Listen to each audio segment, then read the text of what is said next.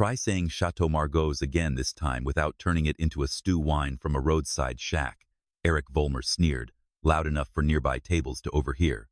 He mimicked Samira N'Doye's French accent with mocking exaggeration, laced with satire and malicious intent. A few awkward chuckles escaped from the group of business people at the table. Samira's brown skin seemed to deepen under the crystal lights of La Cygne d'Or, a space where even the sound of cutlery carried elegance. The wine list trembled in her hand just slightly, enough for the perceptive to notice. Vollmer wasn't finished. I guess just about anyone can get hired here now. I'm betting you can't even spell sommelier right, he added, glancing at the breguet on his wrist. 15,000 Swiss francs. Or maybe go back to serving fried chicken, darling. That would suit you better. Liang Zemin, a Chinese tech billionaire, stared down at his foie gras, visibly unsettled by the racial undercurrent now rising amid the gourmet dishes.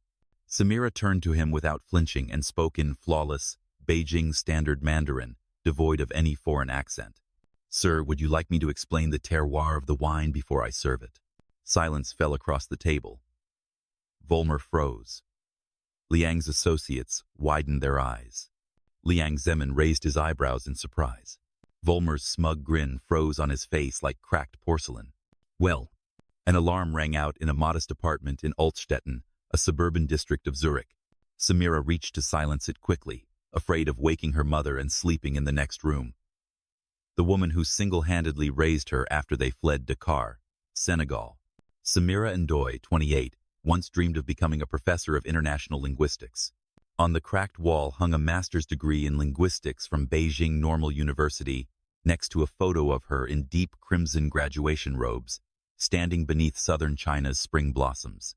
She quietly brewed tea, fingers tracing Chinese characters in an old notebook. 3 years ago, her mother suffered a stroke. Samira abandoned her PhD studies in Paris, without hesitation to return home and care for her. The academic invitations stopped coming. What remained was the only stable job she could find, waiting tables at Zurich's most prestigious restaurant. My sunshine is up already? Her mother's voice drifted from the doorway, faint, but still sharp with the strength of years past. I've made tea, maman, Samira smiled, pouring the shimmering liquid into a cup etched with ancient Chinese script. Another night shift, love? Her mother's trembling hands lifted the teacup. Samira nodded, tucking a linguistics journal into her bag. The manager's placing me in the VIP section. Better tips. She didn't mention the condescending stares, the guests who never looked her in the eye when ordering. You know I've always said, knowledge is a treasure no one can steal. Samira smiled, planting a kiss on the forehead of the woman who sacrificed everything for her. Then I'm carrying a whole fortune in my head, she whispered, adjusting her black and white uniform pressed and precise, bearing the marks of both scholar and server. On Bahnhofstrasse, La Cygne d'Or gleamed under golden chandeliers, the sacred dining ground of the global financial elite. The pristine white tablecloths lay crisply pressed under the glow of crystal chandeliers. The main dining hall, Mont Servant room of La Cygne d'Or, remained still, holding its breath before the evening storm. As Zurich's most potent and international elites prepared to step inside, every detail had to be flawless. Samira entered quietly through the staff entrance. She nodded at Jorge, the Chilean dishwasher who had worked here for over 20 years. The head chef's sharp commands in the kitchen rang out in sync with the rhythm of knives and skillets. Cast iron sizzled. The entire place breathed like a creature on the verge of frenzy. Samira, you've got tables 9 through 12 tonight, barked the German manager, Mr. Richter, his voice as sharp as a sashimi blade. Chinese delegation with the Vollmer Group. 8-figure clients. Don't mess it up. Yes, Mr. Richter, Samira replied, quickly slipping her hefty Mandarin business reader into her locker. But Richter had already caught the motion. Books again? Remember, this isn't a library? He gestured dismissively toward her bag. Your job is to be like background music, present, but never taking center stage. Across the break room, Chad, a Swiss waiter with half of Samira's experience, was carefully briefed by another manager about the wine pairings for the night. Richter beamed at him. The sommelier personally recommended you for the Swedish ambassador's table. They liked how you matched the French wine. Samira tightened her grip on her bag strap. Just last week, she had corrected Chad's mispronunciation of Gewürztraminer, only to be told not to make things harder for others. Richter seemed to have forgotten all about that. Your table might ask about wine. If so, call me. No need for you to answer, Richter added without even turning. And Samira, try not to let your African English-French accent show too much tonight. These clients are quite refined. Samira didn't respond. She adjusted the plates on her tray with such precision that the soft clink of porcelain meeting silver was almost musical. Her voice remained silent, but something burned quietly inside her. She had memorized the entire wine list, all 5 seasonal versions in English and Mandarin. She could articulate the nuanced terroir differences between Burgundy wines from Vosne-Romanée and Chambol-Musigny. But here, no one ever asked. The invisible wall between her and the right to exist was more tangible than the crystal glassware being polished at the bar. Some people were born to sit beneath chandeliers. Others like her were only spoken to when an extra napkin or menu was needed. Break time before dinner service was the only 15 minutes when Samira could be herself. While colleagues checked phones or slipped out for a cigarette, she tucked herself into a quiet corner of the staff lounge, pulled out her worn Chinese textbook, and reopened a page marked with a restaurant receipt from the night before. The Han characters danced before her like living poems, imaginary dialogues on tech negotiations, international contracts, and trade talk. She whispered aloud, "Guan guan, gun guan," the linguistic structure for raising an issue in business negotiations. Her pronunciation was flawless, a skill honed over 3 years in Beijing before her mother fell ill. Her feet might have returned, but her mind lingered in lecture halls, where she once dreamed of writing a dissertation on linguistic convergence in trade policy. Footsteps echoed. Samira slid the book under her stack of menus and reached for her order pad like she was jotting down a dessert note. Richter entered, phone in hand. Vollmer just called. They're arriving 30 minutes early. Adjust everything now. His eyes scanned her desk. What are you doing? Reviewing tonight's menu, sir, she answered, holding up the order pad without blinking. Richter nodded, suspecting nothing. Good. And remember, don't interrupt their conversations. You're there to smile, pour water, and keep things smooth. Nothing more. Samira bowed her head. He walked away. Once he was gone, she pulled the book out again. On the page margin was a Chinese proverb. 玉不琢不成器，人不学不知道. Jade must be carved to become a gem. A person must study to gain understanding. She closed the book. Tonight she may still play the nameless waitress, but the fire within her had already begun to burn again. The main doors of Le Cygne d'Or swung open with the precision of a stage production. 2 men in black suits entered first private security, their eyes sweeping the room as if each wine glass could be a listening device. They were followed by a team of aides, carrying tablets, leather briefcases, and expressions that dared no interruption. Then came the man himself, Liang Zemin, chairman of Han Tech Group, who had transformed a small Shanghai startup into Asia's leading AI empire. Unlike the Western moguls with their flamboyant walks and gleaming watches, Liang entered in a tailored charcoal gray suit, every line exact, not a thread out of place. The only watch he wore was a classic Grand Seiko, not for show, but as a quiet reminder to measure every second. His salt and pepper hair was neatly combed, his face as calm as a winter lake. Nothing extravagant, yet everyone noticed him. Samira observed silently across the room, still arranging crystal water glasses according to the memorized diagram. She recognized Liang from the media and academic journals she had translated during long Beijing nights. She knew the faces of both vice chairmen accompanying him, a tech strategist and a specialist in international law. She even read the unspoken cues between them. Mr. Liang and his delegation have arrived, the receptionist whispered to Richter. He instantly cut off his sentence to another waiter and strode toward the VIP table, bowing his voice almost to a whisper. Welcome to Le Cygne d'Or, sir. We are truly honored. Samira noticed one delegate murmuring a request about tea service, according to their advance preferences. Richter nodded furiously, though he clearly didn't understand. Samira, he hissed as he passed by. Get the special ceramic tea set from storage. The Chinese guests want their tea. Without hesitation, Samira moved, not bowing her head, but stepping swiftly and precisely. She knew exactly where the set was. She was the one who had suggested the restaurant import high-grade Jingdezhen ceramics 2 years ago. As she returned, the main doors swung open again, cradling the tea tray like a sacred offering. Erik Vollmer arrived like a hot gust of wind into a room cooled by refined air. Standing over 6'3", his silver hair was slicked back with wax, and his artificial tan radiated a week's indulgence in the Maldives. His Italian three-piece suit hugged his gym-toned body. Every footstep landed with calculated authority. His confidence didn't ask for approval, it demanded attention. "Zemin, old friend." Vollmer boomed, arms spread wide as though embracing the entire delegation. "Hope I didn't keep you waiting too long." Liang Zemin offered a slight bow, polite and proper.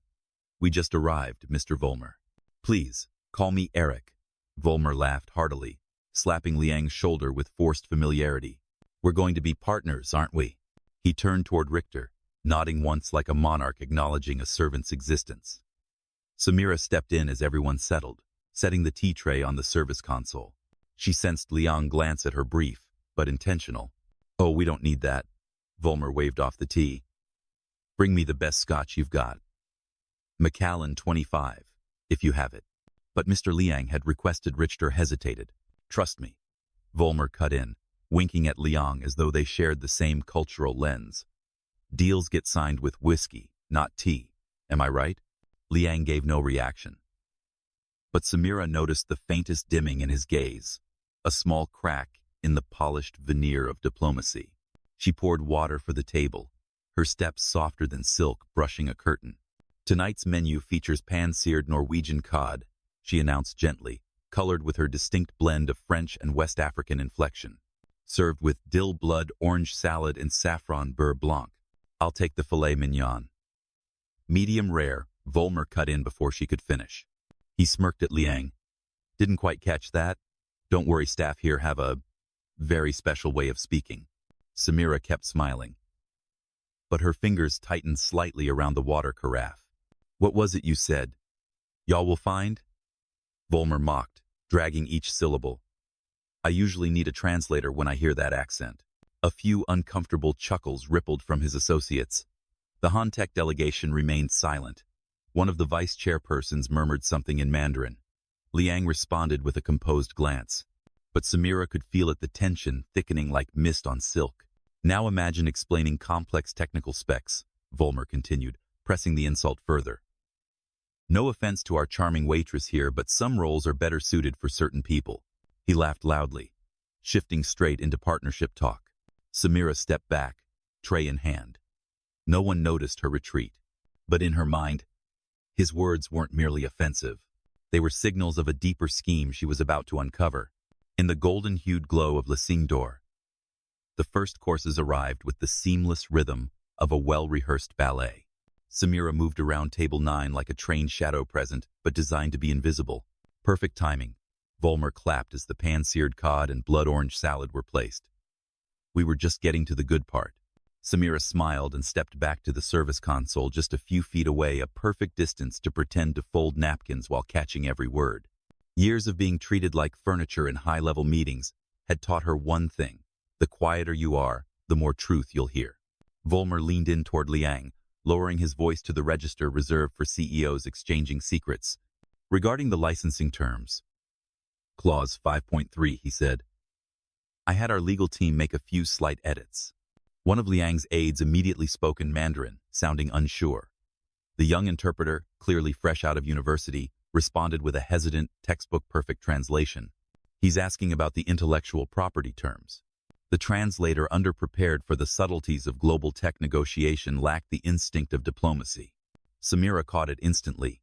His vocabulary was sufficient for social pleasantries, but far from enough to navigate strategic deception. "Nothing major." Vollmer waved it off, like brushing crumbs from a table. "Just standard language to protect both sides. The translated version should be clear." Samira strained to hear more. Something in his tone sent a chill down her spine, the voice of a man who wielded language like a weapon. She slowly poured more water into Liang's glass, her eyes down, ears wide open. "They're concerned about the tech transfer clauses," one of Han-Tech's vice presidents said in Mandarin. "They want more clarity." "Just boilerplate," Vollmer repeated in English, feigning innocence. "No need to get bogged down in translation. Tonight should be about the big picture, right?" Samira froze mid-pour. Vollmer's following words were barely a whisper, but loud enough for her to catch. "Between you and me, Zemin," he said to the American beside him. "We've got that exclusive territory clause in the appendix. They won't notice. By the time their legal team spots it, their core algorithm will already be integrated into our system." Samira's hand clenched the water pitcher. Her heart pounded, though her face remained composed, every word etched into her memory like fire. This wasn't just cultural mockery anymore. This was fraud, a calculated scheme to steal intellectual property, hidden behind mistranslations and polite smiles. She walked back toward the kitchen, posture unchanged. But within her, a storm churned. Behind her, Vollmer continued his performance. Liang still sat unaware, perched atop a deal that could dismantle his company. Inside the bright, steel-lit kitchen, Samira paused beside the bread station. Her hand trembled as she arranged the miniature rolls into the basket. The once comforting motions now only heightened her unease. Vollmer had turned her into a joke earlier. Now, he was using her presence, her silence, as cover for a multi-million-franc deception. This wasn't new, but tonight, something had shifted. She remembered the glint in Liang's eyes when she spoke Mandarin. The echo of Vollmer's mocking voice imitates her accent. And her mother's words. "You weren't born to swallow humiliation. Your grandmother never stood silent when insulted, and neither should you." Samira looked at her reflection in the silver tray. The woman she saw had made herself smaller for 3 years. Softer voice. Lowered gaze. All for survival. But in return, her brilliance had been buried beneath trays of food. "Order up for table 9. The head chef shouted. She placed the appetizers on the tray, her hands moving fast, but her mind racing faster. If she spoke out, she could lose her job. No income. No insurance for her mother. No reference letter. But if she stayed silent, she would become an accomplice. Would anyone even believe her? A black waitress. A woman is seen as an invisible accessory in the theater of power. She didn't have an answer. Only one truth echoed in her mind. This was wrong, and she had never been good at pretending she didn't know. She pushed the door open and walked back toward table 9, tray in hand. Her heels struck the floor with steel-like certainty. Her face wore the perfect service smile. But in her heart, something had taken root. A resolve she had never dared to consider until now. As Samira brought the tray of appetizers to table 9, the conversation had shifted toward technical clauses. Vollmer still spoke incessantly, while the young interpreter struggled to keep pace. "Your first course. Bluefin tuna tataki and raw scallops with yuzu ginger dressing," Samira announced softly, placing each dish with mathematical precision. "Perfect timing." Vollmer grinned. "We were just getting to the fun part." She nodded and stepped back to the side table, folding napkins with practiced calm, yet her eyes and ears remained fixed on the negotiation. "Regarding the licensing terms, we've prepared a summary of the key points," Vollmer said, sliding a set of documents toward Liang. "Just a recap. Nothing new." Liang accepted the printout, his face composed, but Samira noticed the hesitation in his eyes. One of the vice presidents whispered in Mandarin about the territorial restriction clause they had flagged weeks ago. "Nothing to worry about," Vollmer brushed it off again. "Just standard procedure." Samira stepped behind Liang's right shoulder and poured Bordeaux into his glass. The wine's deep crimson shimmered in the crystal like slow-moving blood. Her hand was steady, but her heart thundered in her chest. She placed the bottle down, but didn't leave. "Mr. Liang," she said in academic, crystal-clear Mandarin, each word honed like cut stone, "I believe there's a misunderstanding in the contract appendix." Every sound at the table froze. Cutlery paused midair. The entire restaurant seemed to hold its breath. Liang turned, eyes wide, stunned etched into every line of his face. Samira gave a slight bow but held her gaze firm. "The document states that exclusive distribution rights in European and South American markets will go to the Vollmer Group. This is significantly different from what's being discussed." Across the room, Richter stood frozen in place. At table 9, Vollmer's face shifted from smugness to confusion to flushed anger. "What did you just say?" he growled. But before he could continue, Liang spoke in English, slow and clear. "She's saying that the contract you provided includes terms entirely different from what you presented." Liang didn't break eye contact with Samira. He continued in Mandarin. "Please, go on." Samira gently placed the bottle on the side table and folded her hands before her, as if addressing a panel of experts. The intellectual property terms do not solely pertain to jointly developed technologies, she said. They include existing technologies, meaning unrestricted access to Hantech's core algorithm. Silence blanketed the table like a sheet of lead. Only the ticking clock dared to move, counting down to an impending earthquake. Vollmer scrambled. I have no idea what she's talking about, but I assure you, Liang cut him off, this time in English. She is saying that your contract contains terms that pose a serious disadvantage to my company. Richter nearly sprinted to the table. Sir, I apologize for the disruption. Samira will be removed from this service. Number. Liang spoke a single word, but it rang like a gavel. Vollmer leaned toward him, whispering with clenched teeth. Zemin, this is absurd. You can't seriously trust a waitress. A linguistics scholar whose Mandarin is more accurate than my interpreters. Liang finished the sentence. Then he turned to Samira. Where did you study? Beijing Normal University, sir, Samira replied calmly. I completed my master's degree 3 years ago. Liang nodded, the doubt in his expression melting into pure, unguarded respect. I want you to remain at this table, to ensure everything is communicated accurately. Vollmer tapped his fingers on the tablecloth, calculations hiding behind a facade of confusion. Richter stood frozen, uncertain what to do. The traditional rules of fine service had collapsed, and Samira now sat at the center of the board. This is unprecedented, Vollmer muttered. Liang turned to his interpreter and asked a curt question in Mandarin. The young man bowed his head, cheeks flushed. My technical vocabulary in Chinese is limited, he admitted in English. I believe, Liang said, placing a hand on the empty seat between himself and the CFO. We need precision at this negotiation stage. Then he looked to Samira. Would you sit here, please? Samira stood still for a few seconds. The entire restaurant was watching her. From VIP guests to the bussers in the far corners, Richter remained paralyzed. Vollmer clenched his jaw. I believe this violates employee policy, Richter began, but Liang silenced him with a glacial smile. I'll pay for her time. Consider it a specialized language consultancy fee. I'm not sure that's, Richter stammered. 10,000 francs, Liang said flatly. No one said another word. Richter fell silent. Vollmer paled. Samira untied her apron, placed her tray gently on the side table, and walked toward the empty seat, as if stepping onto a stage, but this time, not in a supporting role. Samira took the seat between Liang Zemin and Hantech's CFO. No one spoke for the first few seconds. It wasn't silence, it was suspense, like the air holding its breath before thunder crashes. It's an honor, sir, Samira said in English, before transitioning seamlessly into Mandarin. I'm ready to assist in ensuring full clarity between both parties. Liang smiled for the first time since he'd entered the restaurant. Good. Then let's begin again with clause 5.3. Vollmer struggled to keep his expression professional. Of course, he said, sliding the document towards Samira.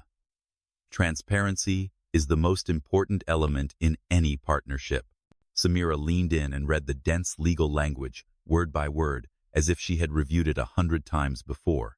The clauses, crafted in the slippery language of lawyers, hid behind complexity but couldn't deceive a mind trained to dissect hundreds of academic contracts. This section states that all technologies developed during the collaboration will be jointly owned, she translated into Mandarin, her voice steady. However, the term developed is broadly defined to include any systems even indirectly linked to Hantech's core algorithm. Hantech's legal director furrowed his brow. So, if we use our API for integration, they could claim rights over our existing AI system? Exactly, Samira nodded, still calm. And this is reinforced in the final attachment, Appendix B.5. Vollmer forced a tight smile. That's standard language. Everyone uses those clauses. We have a very different definition of standard, Liang replied, still polite but with an icy undertone. Samira, please explain that again in English. Samira switched languages instantly, each word delivered with the sharpness of a needle, piercing the glossy armor Vollmer was desperately trying to maintain. His gaze hardened. He realized he was losing control. I believe we can revise some points, Vollmer offered, his tone lower now. He presented a new proposal, but Samira only needed a few minutes of scanning to uncover the truth. The terms had changed, but the deception had merely been dressed better. She translated every detail with the precision of a machine, yet carried the emotion of someone who knew exactly what was being stolen. Mr. Vollmer, Liang said after a long pause, I'm beginning to doubt whether we even share the same definition of the word partnership. Vollmer gripped his Mont Blanc pen so tightly his knuckles went white. Business is business. Everyone wants leverage. Careful, Liang said, his voice still soft, but his gaze sharp as steel. Cultural bias has never served well in negotiations. The atmosphere turned glacial. One Hantech team member began furiously typing on their phone. Another whispered to the legal counsel beside them.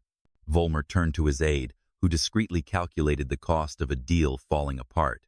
Samira sat in the eye of the storm, yet she remained the only one still calm. She recalled years of studying cultural negotiation, roundtable debates in Beijing, and her research on face and trust in Eurasian business practices. Mr. Liang, she said gently in Mandarin, if I may offer an observation. Liang gestured for her to proceed. In Western culture, negotiation is often viewed as strategic combat. Testing the other side's limits is considered normal. But in Chinese culture, no contract holds meaning without a foundation of trust. Liang considered this. Then what do you suggest? Samira turned to Vollmer for the first time, meeting his eyes directly. Mr. Liang isn't just concerned with the wording of the contract. He's concerned with how those words reflect respect and sincerity. This isn't just about clauses. It's about broken trust. For the first time, Vollmer didn't snap back. He looked at her, and something shifted in his eyes. Dismissiveness gave way to doubt, and perhaps recognition. Then what do you propose we do? He asked. Start over, Samira replied. From the foundational principles of partnership, not from legal trickery. Liang nodded. A wise recommendation. Vollmer looked at him, then at her. After a few tense seconds, he pushed the contract aside and pulled out a fresh notebook. All right, let's start again. The white notebook lay at the center of the table, a silent gesture of surrender. No more pre-printed contracts with ambiguous terms. No hidden appendices are buried at the back, so it is easy to overlook them. Just a leather-bound notebook, a few blank pages, and the possibility to rebuild trust. What do we start with? Vollmer asked, his voice quieter now, almost sincere. Principles, Liang replied. What defines a partnership, not what restricts it. And Samira, in the white shirt of a server, began to lead, not with official authority, but with an understanding that transcended language. She wrote on the blank pages the concepts both sides could agree upon. Transparency, respect for intellectual property, mutual development, reciprocal confidentiality, local tech autonomy, no infringement on strategic territories. After each term, she explained in English for Vollmer and his team, standard Mandarin for Liang and the Hantech delegation. When Liang spoke of core AI architecture and non-deterministic functions in model training, Samira didn't just translate, she connected them to the quantum classification algorithms Vollmer's team had been experimenting with. The way Hantech handles non-deterministic variables in its neural networks, she said, could enhance the quantum layer classifier your team is working on. But it requires a clear separation between ownership of the base algorithm and integrated modules. Vollmer's CTO looked up. You understand that part? That was my intended PhD thesis, sir. Samira replied without pride, just stating a fact. Samira illustrated through cultural context as the discussion moved into hard-to-translate terms like derivative commercialization rights or reserved rights to undeveloped expansions. This phrase, she said in Mandarin, pointing to a line in the draft, sounds harmless in English business contracts. However, in Chinese, it suggests deception in partnership. I suggest splitting it into two clearer clauses. Liang's aides nodded continuously. Vollmer's engineers began addressing her directly, rather than waiting for translations. Can you ask if they're still seeing latency in the distributed system? A German engineer murmured. Samira repeated the question using technical Mandarin, then translated the response into simplified terms. They said latency dropped by 22% after moving to active learning parallel processing. Heads nodded. Pens scribbled. AI architecture charts were unfolded. Concepts, once alien to both sides, began to interlink, bridged by Samira, like a living Google Translate with emotion, knowledge, and cultural fluency. From afar, Richter stood frozen, watching her. As if he couldn't believe this was the same woman he once told to tone down the African accent to sound classier. Samira didn't look up. She just kept doing what she did best, building bridges. By the time main courses were cleared and espresso arrived, the mood at the table had shifted entirely. Tensions had eased, major sticking points now back to principles. This time, a new draft was taking form with no traps, no veils, but rooted in fundamental understanding and genuine intent. "I'm curious," Liang said as he stirred his espresso. "Your Mandarin is very standard, Beijing. Where did you study?" "Beijing Normal University," Samira replied in Mandarin. "I majored in comparative linguistics and Eurasian trade communication. My thesis focused on cultural semantics in international contracts." Vollmer, who had been checking his email, looked up. For the first time, his gaze wasn't mocking. It was thoughtful. "Before that?" Liang asked. "Double major at the University of Geneva," Samira replied. "Mandarin and international business." "Impressive," Liang said, then paused, looking around the restaurant, the silver trays, white napkins. Hushed footsteps. "And why are you?" He trailed off, the question unfinished. Samira smiled, revealing a glimpse of vulnerability for the first time. "My mother had a stroke 3 years ago. I needed a job with health insurance and flexible hours. The academic path had to wait." Liang nodded solemnly. "Family is a top priority in Chinese culture. Your mother must be proud." Samira replied gently.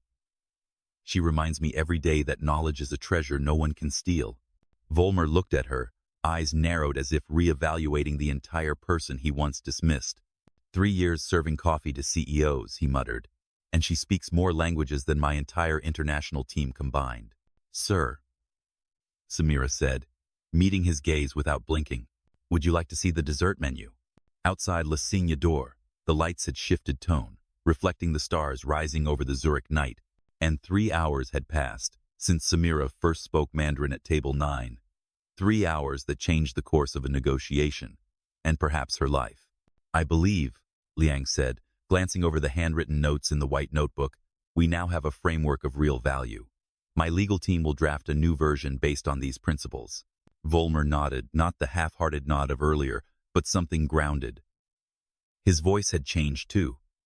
No longer the swagger of a tactician, but that of a man learning to collaborate, not manipulate. "I'll instruct my team to remove all the controversial clauses. No more gray zones," he said. "Let's reconvene tomorrow morning, 9 a.m., at my headquarters." "I look forward to it," Liang replied. Then his gaze shifted to Samira. "I have one more proposal right now," he said in English, ensuring everyone at the table could hear. "Handtech is expanding operations across Europe. We need someone who can bridge cultures and languages and navigate the mental frameworks of different worlds." He slid a thick folder toward her, Handtech's logo subtly embossed. "I'd like to offer you the Director of International Communications position starting next week." Samira opened it. Inside was a 6-figure salary, top-tier healthcare, housing assistance, and flexible hours to care for family. Her hands trembled slightly, as if touching something she had never dared to dream of in full.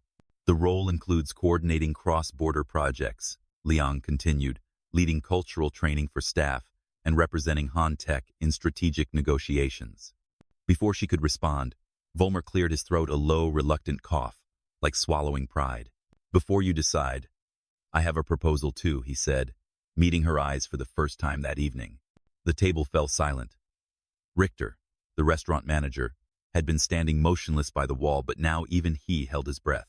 "The Vollmer Group has been searching for a cultural integration lead for our international division for 3 months. And it seems we've been looking in the wrong places," Vollmer said, pausing, then lowering his head slightly, a gesture never seen. Samira remained quiet, waiting. "I'd like you to lead that program," he continued. "Your name, I'll admit, wasn't on our shortlist, because I judged you by your uniform, not your ability." No one spoke. It wasn't a perfect apology, but it was real. "In business," Vollmer added, voice thinner now, "misjudging people costs money. But in life, it costs something deeper: your values. You reminded me of that." Samira inhaled, feeling the weight of the moment. She who had once been told to speak less was now being courted by two of the most powerful CEOs in Europe. But more than salary, it was about being seen, recognized. That evening, Samira returned to Le Cygne d'Or not as a waitress, but as a guest. She called ahead and informed Richter she would not return to her old job. He tried to talk her out of it and offered convoluted reasons. But when she said clearly, "I've accepted a role as Director of Communications for Handtech Europe," he fell silent.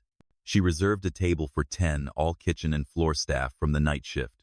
There was no apron when she arrived, only a tailored navy suit, polished black leather shoes, and a sleek leather shoulder bag. Jorge, the longtime dishwasher, was the first to notice. "Samira? My God. Look at you." In minutes, the whole kitchen buzzed. Maria, the receptionist, gasped. "You booked? For yourself? As a guest?" "As a guest," Samira nodded. "And as someone inviting you all to dinner to thank you." When Richter emerged, sweat pearling his forehead, he tried to force a polite smile. "Miss N'Doye. Or should I say, Director N'Doye?" "Just Samira," she replied. "I'm here to say goodbye properly, and thank you in my way."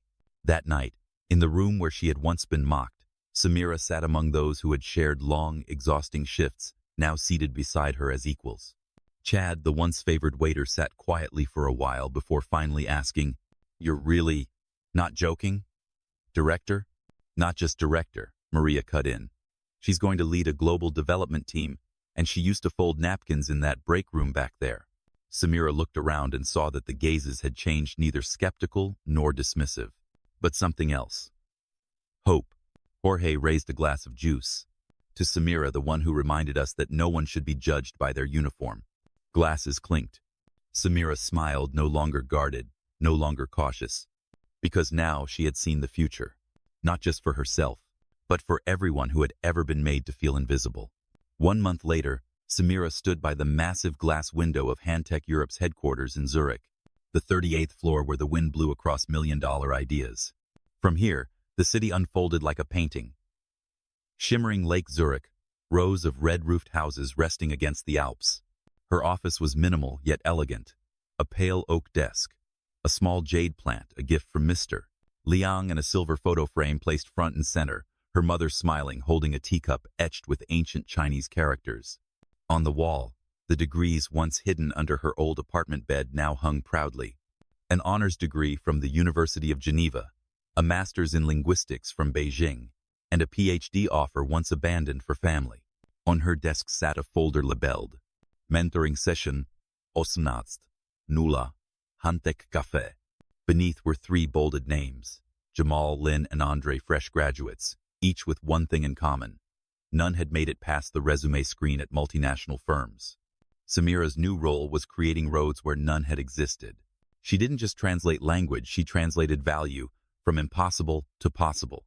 The phone rang. It was her mother. "Hello, my sunshine," came the soft but joyful voice. "Are you home yet?" "Not yet, Maman. I'm mentoring some young people this evening," Samira replied, scanning her schedule with a smile.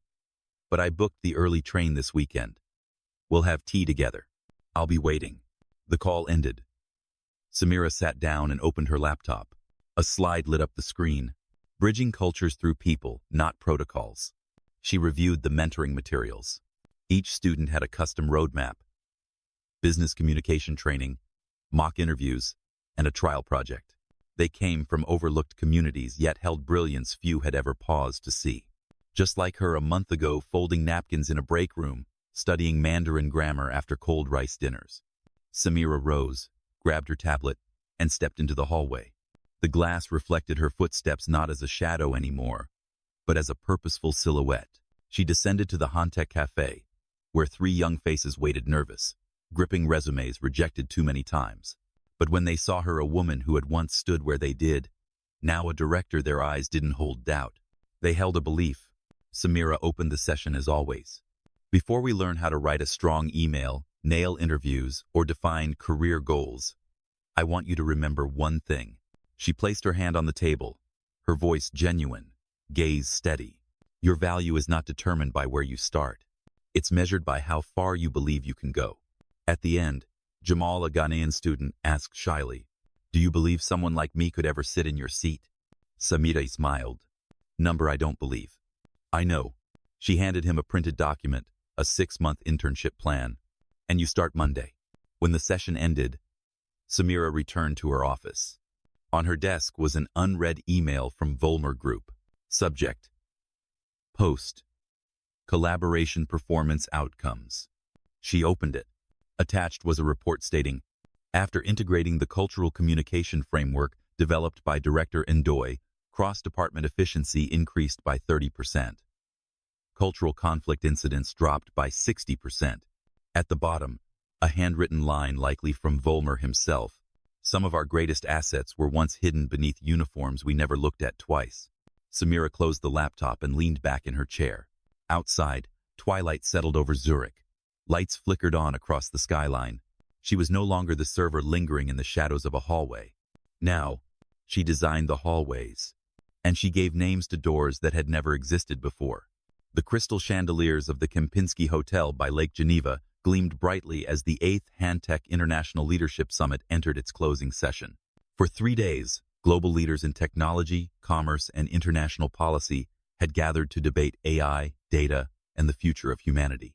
And for the first time, a dedicated panel focused on the theme: language, culture, and the invisible intermediaries. Samira stepped onto the stage, no notes, no teleprompter, just a handheld microphone, and the spotlight caught her face's calm, intelligent features. 3 months ago, she began, I was still folding napkins and adjusting tablecloths at a restaurant in Zurich. The entire hall fell silent. I don't say that to earn admiration, but to remind us. Where a person stands doesn't reflect their potential. It reflects the system they're standing within. She took a step toward the audience. Her voice was clear and steady in English, punctuated by occasional phrases in Mandarin, earning nods and smiles from the Chinese delegates. For years, I spoke 4 languages fluently. But no language ever truly made me heard, until I broke my assigned role. A role not born of ability but of bias.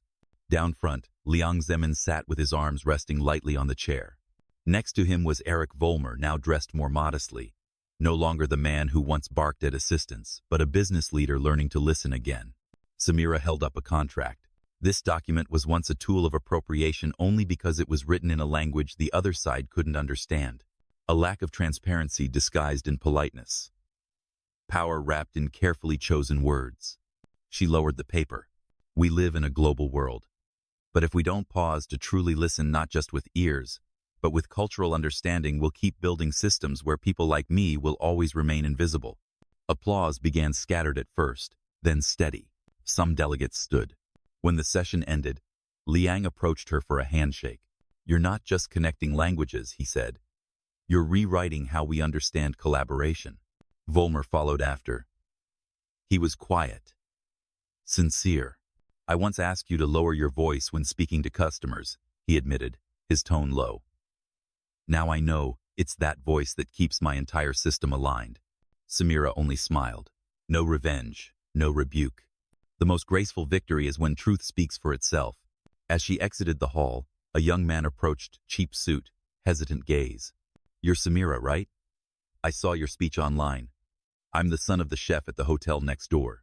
My little sister says our parents never believed we could work for a company like Handtech. And you? Samira asked.